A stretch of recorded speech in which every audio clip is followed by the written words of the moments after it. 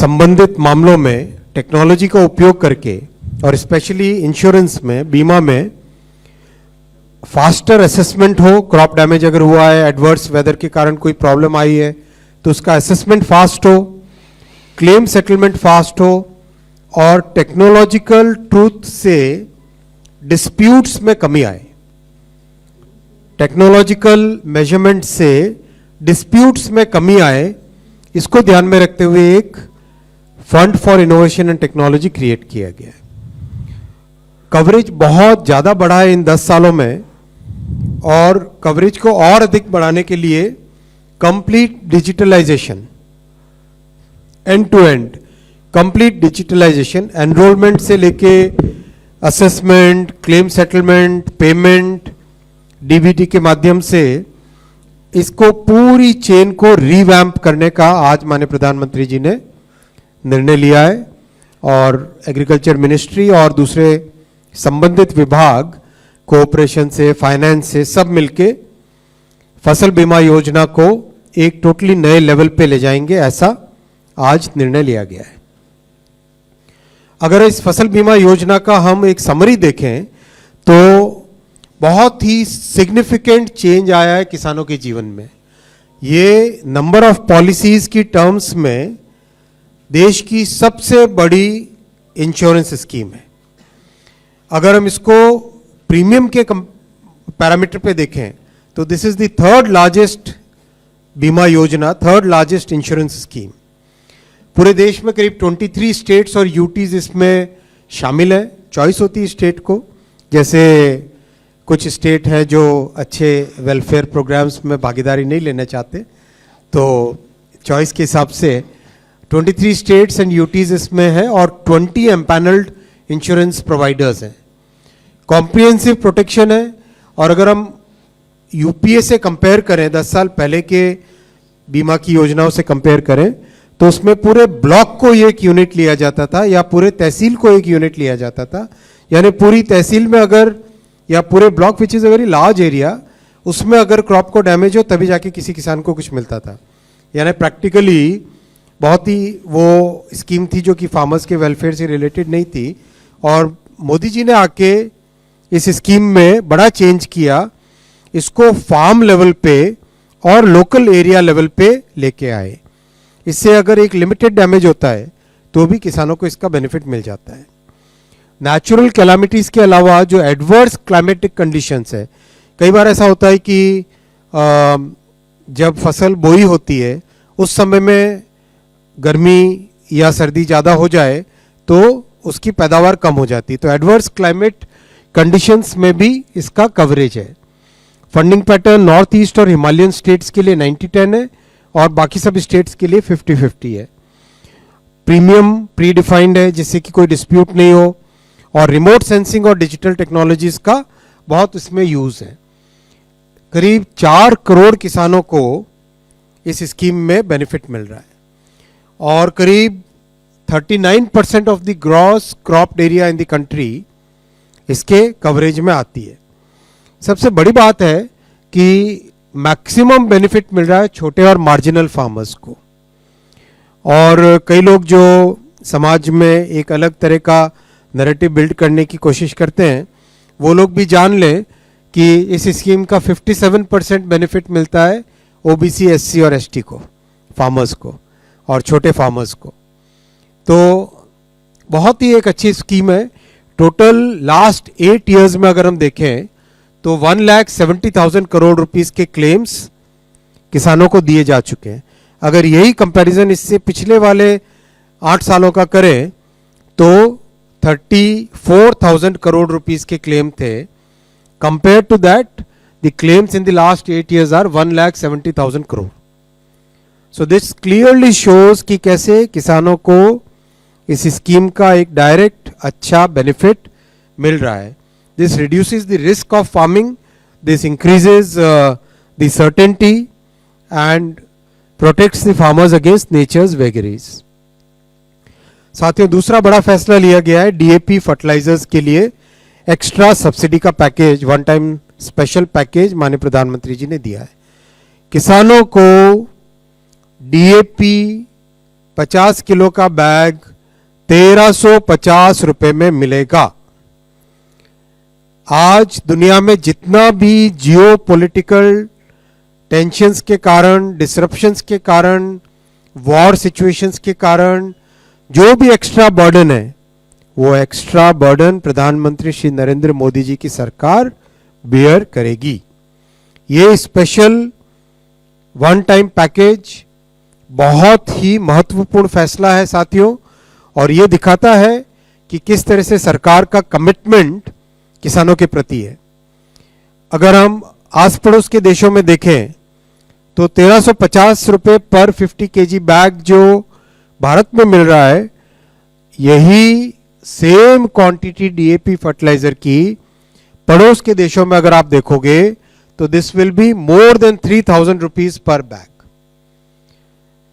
हमारे देश में प्रधानमंत्री जी ने बहुत स्पष्ट तौर पे निर्णय लिया है कि इंटरनेशनल मार्केट में कैसे भी फ्लक्चुएशंस आए, अपने किसानों को हमें सुरक्षित रखना है, उनके ऊपर बर्डन नहीं पड़ने देना है।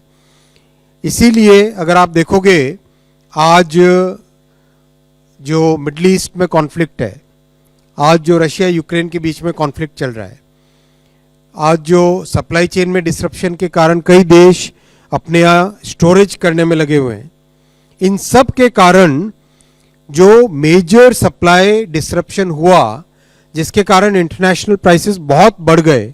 हम लोग कैलकुलेशन कर रहे थे, अभी डिपार्टमेंट ऑफ फर्टिलाइजर के अधिकारी साथ में हैं। मार्केट में अगर फेयर प्राइस देखते, कितना 3000 से ज्यादा मिलता है ये बैग, करीब 3000 रुपए से ज्यादा में ये बैग मिलता 50 किलो का डीएपी फर्टिलाइजर का। लेकिन प्रधानमंत्री श्री नरेंद्र मोदी जी ने बहुत स्पष्ट तौर पे आज कैबिनेट में कहा है कि 1350 रुपए में ही डीएपी का बैग मिलेगा, और ये भी सभी जो लोग ब्लैक मार्केटिंग करने का प्रयास करते हैं, जो लोग किसानों को ठगने का प्रयास करते हैं, वो लोग भी जान ले कि 1350 रुपए से ज्यादा अगर किसी ने लेने की कोशिश की, उनके अगेंस्ट भी राज्य सरकारें, और मैं राज्य सरकारों को निवेदन भी करूंगा कि वो उनके against strict action, legal action ले। साथियों, इस पूरे पैकेज की कॉस्ट करीब 3850 करोड़ रुपए की आएगी, और ये आप अगर देखोगे तो एक क्लियर कमिटमेंट है। पिछले 10 साल का देखो अगर आप, इन 10 सालों में कभी भी किसी भी तरह के डिसरप्शन आए, चाहे कोविड का डिसरप्शन आया, चाहे वॉर का डिसरप्शन आया, किसी भी डिसरप्शन में प्रधानमंत्री श्री नरेंद्र मोदी जी ने किसानों के ऊपर बोझा नहीं बढ़ने दिया। उन्होंने वो सारा बोझा सरकार के कंधों पे लेना उचित समझा, और इसका एक स्पष्ट अगर डेटा में देखें आप तो 4 से 14 में सब्सिडी फर्टिलाइजर्स की जाती थी करीब 5.5 लाख करोड़ 4 से 14 में, 2004 से 2014 में। 2014 से 24 में ये करीब 12 लाख करोड़ हो गई, 11.9 लाख करोड़, यानी डबल से भी ज्यादा सब्सिडी इन 10 सालों में किसानों को फर्टिलाइजर्स पे दिए, और इसका बहुत ही अच्छा परिणाम भी आया है देश भर में। जहां पर भी जाए हम, अभी हाल ही में महाराष्ट्र में काम करने का मौका मिला था, तो वहां किसानों से जितनी भी जगह बात करते, हर जगह किसानों का ये बहुत अच्छा एक इनपुट आता, फीडबैक आता कि सब्सिडी मतलब फर्टिलाइजर का प्राइस मोदी जी ने बढ़ने नहीं दिया। दुनिया भर में प्राइस कहीं पर भी गया हो, लेकिन वो एक्स्ट्रा बर्डन मोदी जी ने किसानों पे नहीं आने दिया, वो बर्डन सरकार ने अपने कंधों पे लिया। मोदी जी ने ये क्लियर कमिटमेंट किसानों के प्रति दिखाया। ये साथियों 2 बहुत बड़े फैसले आज लिए गए, और अगर इसको हम देखें तो ये एक पूरी सीरीज है। अगर ये सारे फैसले आपके सामने जो रखे हैं, ये फैसले जून में तीसरी टर्म प्रधानमंत्री श्री नरेंद्र मोदी जी की सरकार बनी 3rd टर्म के लिए, उसके बाद के फैसले। आप इन फैसलों में क्लियर पैटर्न देखेंगे। ये पैटर्न है किसानों के जीवन से जुड़े, किसानों के खेती से जुड़े हर एक एस्पेक्ट, इनपुट से लेके आउटपुट तक, टेक्नोलॉजी से लेके क्वालिटी ऑफ इनपुट्स तक, एजुकेशन से लेके डिजिटलाइजेशन तक, रिस्क को कम करने से लेके मार्केट के सपोर्ट को बढ़ाने तक, यानी 360 डिग्री एनालिसिस अगर आप करो किसानों के किसानी का, खेती का, तो उसमें हर एक एस्पेक्ट में, हर एक डायमेंशन में प्रधानमंत्री श्री नरेंद्र मोदी जी ने, एनडीए सरकार ने एक क्लियर सपोर्ट और क्लियर इन्वेस्टमेंट के फैसले लिए हैं। आप शुरू से अगर देखो, एमएसपी यानी मार्केट सपोर्ट बढ़ाना, सीसीपी यानी बेटर क्वालिटी ऑफ क्रॉप्स बढ़ाना, एग्रीकल्चरल इंफ्रा फंड को एक्सपैंड किया, यानी किस तरह से खेती से रिलेटेड जितने भी इन्वेस्टमेंट्स की जरूरत पड़े उसको सपोर्ट करना, एडवांस्ड बायोफ्यूल्स, फिर बायो E3 बायोटेक्नोलॉजी को उपयोग में लाना, डिजिटलाइज करना एग्रीकल्चर को, न्यूट्रिशनल सिक्योरिटी और उसके लिए साइंटिफिक इनपुट्स देना, एग्रीकल्चर एजुकेशन बढ़ाना, उसको इंप्रूव करना, लोगों की अवेयरनेस, लाइफ स्टॉक जो उसके साथ सपोर्टिंग इनकम के साधन है उसको बढ़ाना, सस्टेनेबिलिटी को ध्यान देना, कृषि विज्ञान केंद्र के थ्रू साइंस और टेक्नोलॉजी को किसानों तक पहुंचाना, फिर नेचुरल रिसोर्सेज को प्रॉपर्ली मैनेज करना, फर्टिलाइजर्स का एनपीके आज डीएपी का फैसला, इनपुट्स की कॉस्ट को कम करना, राइट, आय संरक्षण यानी इनकम को सुरक्षित रखने के फैसले, राष्ट्रीय कृषि विकास योजना, कृषि उन्नति, oil seeds, fortified rice supply, ये सारे के सारे फैसले किसानों की इनकम को सपोर्ट करने के, उनकी रिस्क को कम करने के, एफसीआई यानी प्रोक्योरमेंट को इंप्रूव करना, नेचुरल फार्मिंग यानी एक सस्टेनेबल वे लाना, तो हर एक तरीके से। और आज के ये दोनों फैसले 22 और 23 नंबर पे अगर टोटल देखें तो प्रधानमंत्री श्री नरेंद्र मोदी जी की इस थर्ड टर्म में किसानों से संबंधित टोटल फैसले करीब करीब 6 लाख करोड़ के अब तक हो चुके हैं। 6 लाख करोड़ के ये सारे नंबर्स आपके सामने, और ये करीब करीब सारे आइटम आपके पास में कैबिनेट ब्रीफिंग में, इससे पहले वाले कैबिनेट ब्रीफिंग्स में आ चुके हैं। तो एक तरीके से किसानों की ज़िंदगी में खुशहाली आए, उनकी ज़िंदगी में बेटर इनकम रहे, रिस्क कम हो, इन सब विषयों पर ध्यान देके comprehensive development of farmers welfare का एक कॉम्प्रिहेंसिव व्यू पॉइंट लेके प्रधानमंत्री श्री नरेंद्र मोदी जी ने, एनडीए सरकार ने, मोदी जी की इस तीसरी टर्म में फैसले लिए। साथियों, आपको बहुत बहुत धन्यवाद और एक बार फिर आपको 2025 की बहुत शुभकामना। Now will take questions. 2 number 2।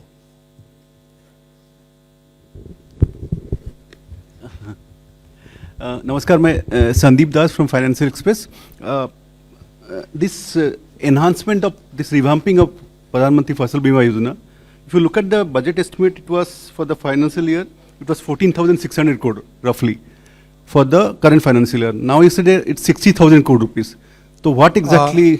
पूरी स्कीम का एनहांसमेंट है, टोटल स्कीम का जो आउटले है that is now 66,515 crore. That means it will more state will be added or like what? इसमें सब चीजें होंगी, इसमें more farmers will be enrolled, greater coverage will be there, better technology will be included, faster assessments will be made, faster claim settlement.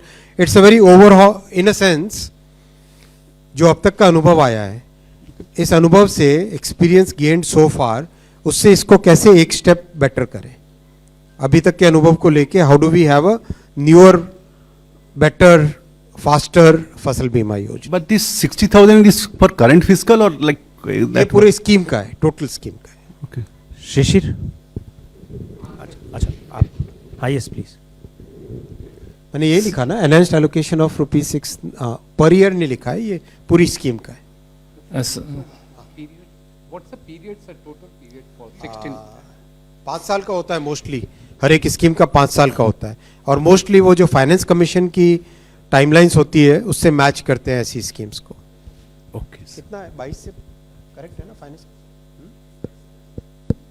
मतलब finance 15th finance commission, 15th ना, 15th finance commission के साथ को terminus.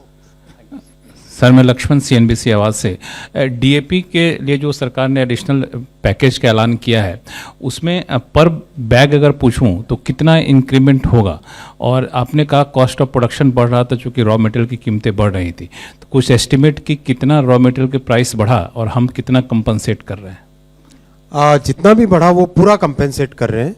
अगर ये subsidy नहीं दी जाती extra, तो अगर सब्सिडी बिल्कुल नहीं देते, मान लो आज मार्केट से खरीदते, राइट, तो जैसा डिपार्टमेंट की तरफ से भी, और डिपार्टमेंट आपको जब अपनी ब्रीफिंग करेंगे तब डिटेल कैलकुलेशन भी देंगे, तो 3,000 रुपये से 3,000 रुपये से ज़्यादा की कॉस्ट आती एक बैग की।